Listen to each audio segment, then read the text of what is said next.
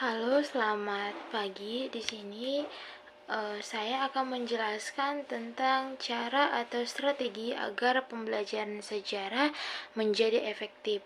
Nah, sebelumnya saya akan memperkenalkan diri saya. Perkenalkan, nama saya Risma Juniati Tambunan.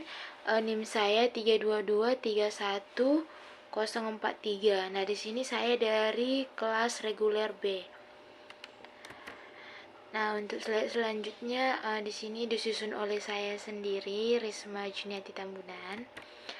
Kemudian apa sih strategi yang lebih efektif supaya pembelajaran sejarah itu lebih menyenangkan gitu. Jadi yang pertama itu kita mengajar dengan teknik storytelling. Nah, apa sih teknik storytelling ini? Tentunya begitu kan. Jadi teknik storytelling ini adalah teknik yang mengajar dengan cara bercerita. Nah, ini cocok untuk siswa-siswa yang gaya belajarnya itu auditori. Jadi teknik storytelling ini sangat berpengaruh untuk siswa-siswa yang gaya belajarnya auditori. Jadi lebih mudah ditangkap. Nah, di sini saya akan membacakan, yaitu teknik storytelling ini dalam pembelajaran sejarah melibatkan penggunaan cerita yang menarik dan mendalam untuk membawa materi sejarah hidup bagi para siswanya. Nah, dengan memilih kisah atau peristiwa yang relevan, mengembangkan narasi yang kuat dan melibatkan siswa dalam diskusi dan refleksi. Nah, guru dapat membantu siswa memahami dan mengingat pelajaran sejarah dengan baik. Nah, teknik ini juga memungkinkan siswa untuk merasa terhubung dengan masa lalu dan memahami referensinya dalam kehidupan mereka sehari-hari.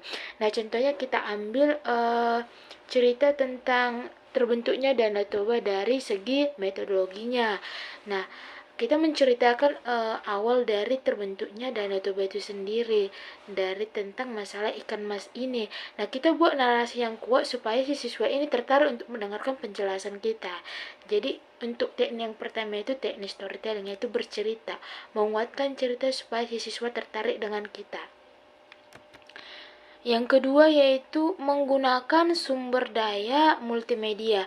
Nah, ini cocok untuk siswa-siswi yang gaya belajarnya itu visual. Nah, di sini pemanfaatan sumber daya multimedianya itu dalam pembelajaran sejarah itu ya melibatkan penggunaan video dokumenter. Nah, di sini kita bisa menunjukkan video sejarah ke siswa-siswa kita nanti supaya mereka bisa langsung memahami. Kemudian bisa juga kita berikan animasi atau kayak rekonstruksi visual yang secara bisa mereka mudah tangkap. Kemudian ada juga berbagai media yang lain, mulai dari buku atau hal-hal yang berhubungan dengan sejarah itu sendiri, supaya siswa ini melalui sumber daya multimedia ini bisa lebih interaktif lagi, lebih aktif gitu. Kemudian dengan multimedia ini guru juga dapat memvisualisasikan peristiwa sejarah, menghadirkan tokoh-tokoh bersejarah, serta membawa siswa pada perjalanan waktu yang mengesankan melalui video-video dokumenter tadi. Nah, hal ini enggak hanya membuat sejarah lebih menarik, tetapi membuat pembelajaran sejarah ini lebih baik dengan memanfaatkan teknologi modern kita yang sekarang ini begitu. Kemudian kita bisa yang ketiga, kemudian kita bisa menggunakan metode evaluasi formatif. Nah, metode evaluasi formatif ini adalah pendekatan berkelanjutan yang memungkinkan guru untuk memantau atau mengukur pemahaman atau kemajuan si siswa ini selama proses pembelajaran. Nah, di sini sebenarnya guru bisa menggunakan alat-alat seperti kayak bertanya, teka-teki, atau melalui tugas atau diskusi untuk mengidentifikasi pemahaman awal si siswa tentang materi sejarah. Dengan demikian kita tahu mengidentifikasi masalah satu siswa atau apa sih hal kesulitan yang dialami oleh siswa ini dari awal. Jadi kita bisa memfasilitasi itu melalui perbaikan-perbaikan atau penyempurnaan dengan teknik-teknik yang sebelumnya gitu. Kemudian metode evaluasi formatif ini dapat membantu menciptakan lingkungan belajar yang adaptif dan responsif. Di sini kita kayak bisa juga membuat dengan games gitu, kita melakukan games atau teka-teki supaya siswa ini juga tertarik dalam pembelajaran sejarah ini. Kemudian untuk teknik yang keempat yaitu menggunakan teknik bermain drama.